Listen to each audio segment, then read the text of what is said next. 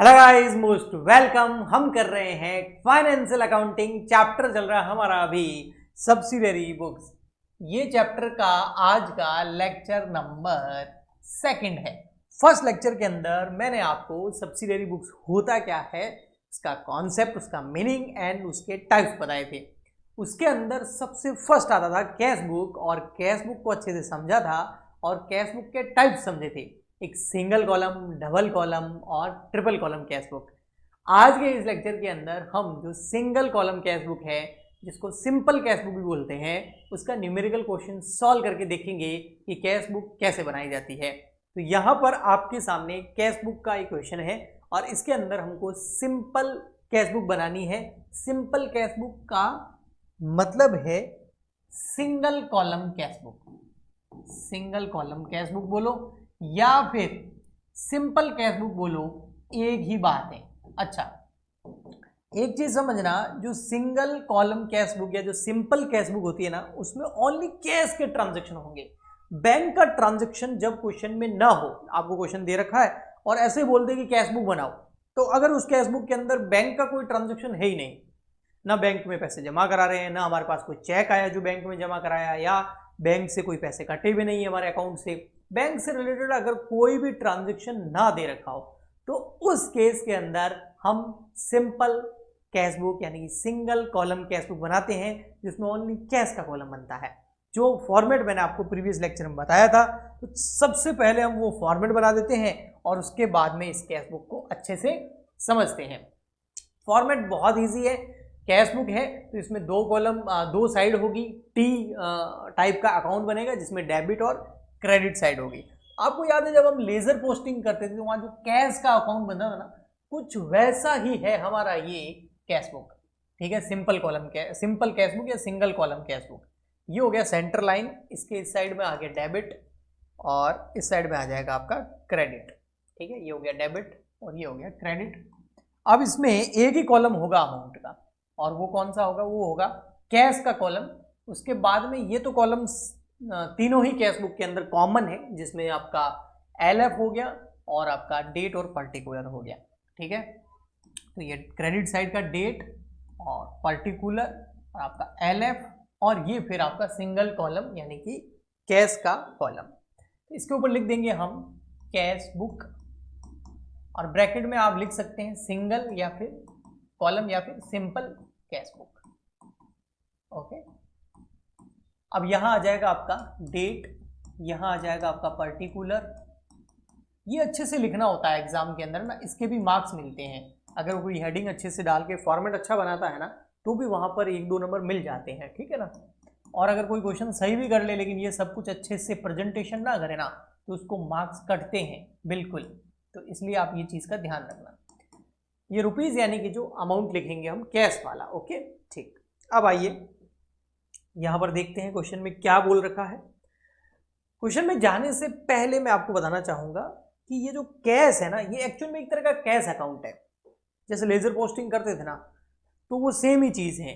चाहे आप चाहो तो उन सबकी जनरल एंट्री बना के आप पोस्ट कर दो तो भी आंसर सही आएगा। बट जब भी हम कैश बुक बनाते हैं, सब्सिडियरी बुक्स बनाते हैं, तब हमें लेजर पोस्टिंग नहीं करना होता है, हम जनरल एंट्रीज नहीं करते हैं, क्योंकि फिर सब्सिडियरी बुक्स का कॉन्सेप्ट ही खराब हो गया। क्योंकि सब्सिडियरी बुक्स का कॉन्सेप्ट यही है कि सारी जनरल एंट्री नहीं करनी है आपको। जनरल एंट्री कुछ करनी है बच्ची कुची, जो जनरल प्रॉपर के अंदर होगी, बाकी सारे ट्रांजेक्शन को आपको अलग अलग बुक्स में ट्रांसफर करना है। तो इसलिए हम डायरेक्ट ट्रांसफर करेंगे, कोई भी ट्रांजेक्शन होगा उसको कैश बुक में। तो आप इतना ध्यान रखना, ये जो कैश है ना, ये एक तरह की एसेट होती है, और एसेट पर मॉडर्न रूल लगता है। आपको याद है एसेट एंड लायबिलिटी का मॉडर्न रूल? आपको याद होगा, अगर नहीं है तो मैं दिला देता हूं। एसेट का रूल बोलता था कि भैया जैसे एसेट जो होती है ना, हाँ, वो हमेशा होती है डेबिट। अगर वो एसेट इंक्रीज हो रही हो तो और डेबिट करो, अगर उस एसेट को डिक्रीज करना हो तो क्रेडिट करो।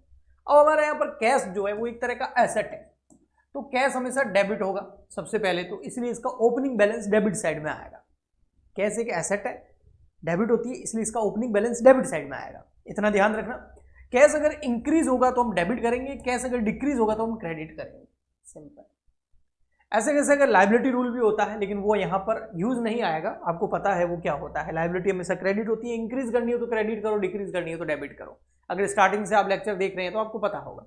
इसलिए यहाँ पर जब भी हमारा कैश किसी भी ट्रांजैक्शन की वजह से इंक्रीज होगा तो हम डेबिट साइड में लिखेंगे, और किसी भी वजह से अगर हमारा कैश जो डिक्रीज होगा यानी कि कैश में कमी आती है तो हम क्रेडिट साइड में लिखेंगे। सिंपल है, सिंपल। ओके, चलिए सबसे फर्स्ट दिसंबर 1 को हमको दे रखा है क्या, कैश इन हैंड। क्या ये कैश आया या कैश गया, कैश इंक्रीज हुआ डिक्रीज हुआ, कुछ नहीं हुआ, पहले से कैश पड़ा है आपके पास में। वो बता रहा है कि इस मंथ के स्टार्टिंग में कैश कितना पड़ा है, 12,000 रुपए। तो ये ओपनिंग बैलेंस है, और कैश एक एसेट होती है, इसलिए इसका ओपनिंग बैलेंस डेबिट साइड में आएगा। तो यहाँ 1 दिसंबर को लिख देंगे हम टू बैलेंस बीडी। आपको याद है लेजर मैंने करवाया था, इसलिए करवाया था ताकि टू और बाय में कंफ्यूज ना हो। डेबिट साइड में टू लिखना होता है और क्रेडिट साइड में बाय लिखना होता है, प्रेजेंटेशन अच्छा हो, यही पर्पज है और कुछ भी नहीं है। तो ओपनिंग बैलेंस हमारा कितना पड़ा है, 12,000 ही, देखो 12,000 रुपये पड़े हैं, तो वो हम यहाँ लिख देंगे टू बैलेंस बीडी। बीडी मतलब ब्रॉट डाउन हुआ है। ये कहाँ से ब्रॉट डाउन हुआ है, जो हमारा नवंबर मंथ का क्लोजिंग बैलेंस था वो दिसंबर मंथ का ओपनिंग बैलेंस है।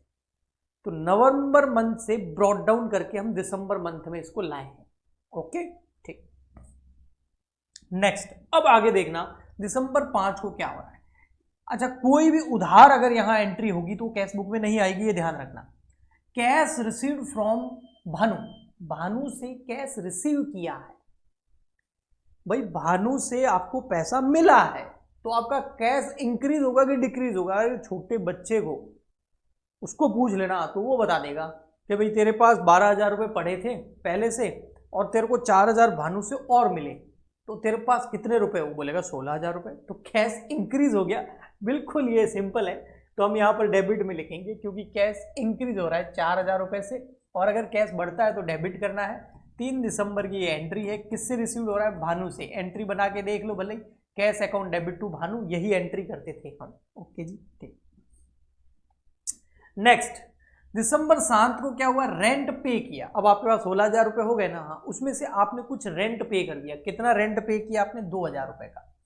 तो आपका कैश क्या हो गया, अभी भी 16 है, नहीं अभी तो 14 हो गए होंगे, 2,000 रुपये कम हो गए। तो कैश क्या हो गया आपका, डिक्रीज हो गया। तो कैश डिक्रीज हो गया, कैश में अगर कमी आती है तो हम क्रेडिट साइड में लिखते हैं, यहाँ पर अमाउंट में 2,000 रुपये। डेट है 5 दिसंबर और बाय क्या आ जाएगा, रेंट। रेंट अकाउंट भी लिख सकते हैं आप। ओके, ठीक, आगे समझ में, अब फटाफट हो जाएगा। दिसंबर 10 को बोल रहा है परचेज गुड्स फ्रॉम मुरारी। अगर इतना ही लिखा होता, मान लेते हैं सॉरी, मान लेते हैं आगे ये ना लिखा होता, फॉर कैश, इतना ही लिखा होता। क्या लिखा होता, purchase goods from Murari, only इतना लिखा होता कि मुरारी से गुड्स परचेज किया, इसका मतलब उधार परचेज किया है, तो ये परचेज बुक में जाएगी, कैश बुक में नहीं आएगी, क्योंकि उधार खरीद रहे हो आप गुड्स, तो पैसे थोड़ी दिए होंगे, तो फिर ये एंट्री कैश बुक में नहीं आती। बट इसके आगे क्या लिखा हुआ है, purchase goods from Murari for cash, तो यहां पर उधार नहीं है, साफ साफ बोल दिया इसने। अगर ये फॉर कैश नहीं लिखा होता ना, मैं इसको उधार मानता, फिर कैश बुक में नहीं आती। अब कैश लिखा हुआ है तो इसका मतलब परचेज किया है गुड्स, तो कैश का पेमेंट किया है, तो हमारा कैश हो गया डिक्रीज 6,000 रुपये से। तो यहाँ पर मतलब कैश परचेज है 1 तारीख की, 6,000 रुपये क्रेडिट में आ जाएंगे, क्योंकि आप गुड्स परचेज करोगे तो आपका पैसा तो जाएगा। एंट्री कौन सी डेट की है तो वो देख लो, 10 दिसंबर की है, तो यहाँ आ जाएगा 10 दिसंबर। आज का अगर सिंपल कैश बुक अच्छे से समझ में आ गया ना, तो नेक्स्ट जो हम डबल कॉलम या ट्रिपल कॉलम कैश बुक करेंगे वो आपको और अच्छे से समझ में आएगा, ठीक है ना। तो इस पर फोकस कीजिए। नेक्स्ट आ गया आपका दिसंबर 15, क्या है, sold goods for cash. Sold किया है गुड्स फॉर कैश, अच्छा उधार नहीं है, ओके अच्छी बात है। तो आपने मतलब गुड्स बेचा है और उसके बदले में आपको 9,000 रुपये मिले हैं, तो आपका इससे कैश क्या हो जाएगा, इंक्रीज, डेबिट में आ जाएगा यहाँ 9,000 टू सेल्स। डेट देख लो कौन सी है, आइए देख लेते हैं। डेट है हमारी यहां पर दिसंबर 15। देखो ये प्रेजेंटेशन के नंबर हैं, बाकी बहुत इजी है, ये हार्ड नहीं है। हाँ डबल कॉलम में थोड़ा प्रॉब्लम आ सकता है कॉन्ट्रा एंट्री का, यहां नहीं। दिसंबर 18 को परचेज किया स्टेशनरी, कितने रुपए में? 300 रुपए। भाई स्टेशनरी खरीद के लाओगे तो पैसे जाएंगे, जाएंगे तो क्रेडिट में, बाय स्टेशनरी, डेट मैंने डाल दी। ओके नेक्स्ट है 22 दिसंबर को cash paid to Rahul on account, Rahul को 2000 रुपए दिए हमने। अच्छा जी, पैसे दिए तो क्रेडिट में आएंगे, कैश कम होगा, बाय राहुल। कितने दिए सर? राहुल को 2000 रुपए दिए। ओके जी, ठीक है। तो जब एक बार समझ में आ जाए तो फटाफट लिख सकते हो, पैसा आ रहा है तो डेबिट में, जा रहा है तो क्रेडिट में। फिर 28 दिसंबर को सैलरी पे करिए 2000 रुपए। ओके भैया, 28 दिसंबर को सैलरी पे करोगे तो पैसा जाएगा, बाय सैलरी 2000। नेक्स्ट 30 दिसंबर को फिर पे किया है रेंट, कितना? 500 रुपए। चलो भाई 30 दिसंबर को और रेंट पे किया है तो पैसा गया, कितना पे किया है? 500 रुपए। अब देखो भैया, सबसे पहले डेबिट साइड की टोटल करना, क्योंकि जितना पैसा आएगा उससे ज़्यादा हम खर्च नहीं कर सकते, ये चीज़ ध्यान रखने योग्य होती है। तो देखो 12000 प्लस 4000 प्लस 9000, तो हमारे पास में टोटल 25000 रुपये आए थे। ठीक है, तो ये 25000 रुपये यहाँ मैंने कैलकुलेटर पे लिख दिया, उसमें से ये सब लेस कर दो, या तो इन सबको जोड़ करके लेस कर दो, या फिर 25 में से एक एक करके लेस कर दो। एक एक करके करोगे टाइम ज़्यादा लगेगा। तो भाई इतना पैसा आया, गया कितना वो देख लो, 2000 plus 6000 plus 300 plus 2000 plus 2000 plus 500, इनकी टोटल देखोगे ना तो वो हो रही है 12800 रुपये। 25000 रुपये आए, उसमें से 12800 रुपये खर्च हो गए, गए। तो अब आपके पास कितने बचे? उसी को हम बोलते हैं बैलेंसिंग फिगर। लेजर पोस्टिंग में मैंने आपको सिखाया भी था, यहाँ नहीं समझ में आया तो और देख लो, ये आ गया बैलेंस CD।